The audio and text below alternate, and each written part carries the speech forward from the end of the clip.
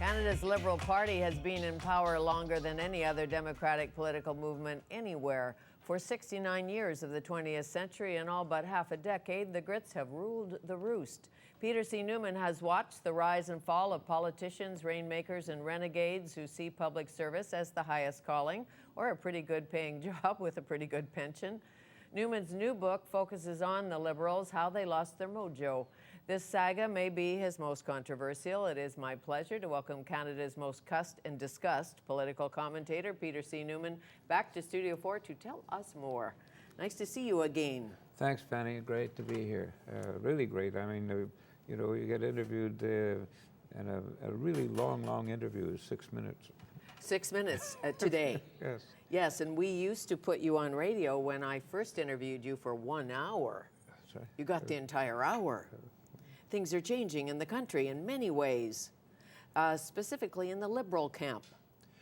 Well, it's sort of sad because, what we are, who we are, was defined by the Liberal Party. And many of the things that made us, in quotes, better than the Americans were all liberal ideas. Medicare, the pension plan, and so on and so on. And they are now, I believe, on their last legs, in that there are still a few of them around, but they have no way of getting back into power, and that's what I'd like to discuss. Mm-hmm. And when did it start to break down, this particular self-immolation, as you call it?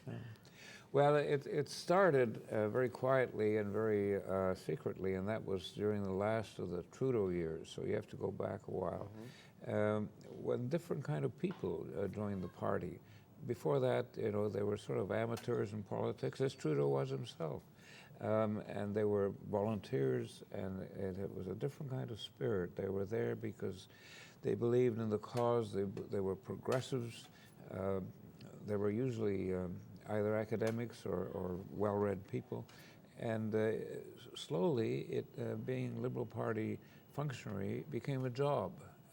They were there for the money, basically, and that's when it began to rot. So how were the years under Lester B. Pearson different? Well, it was as Pearson's own dedication. It was a way to make a better country.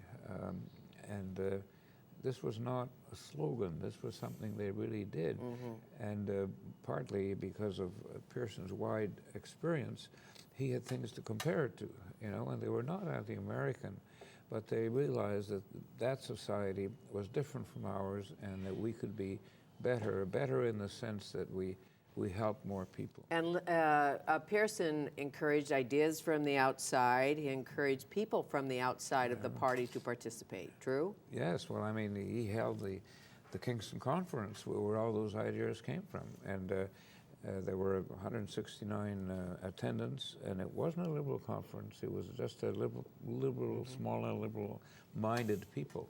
And out of that came 119 people who were employed by the government as senior public servants or cabinet ministers. Mm-hmm. So he had a huge input of initiatives, creativity, and energy.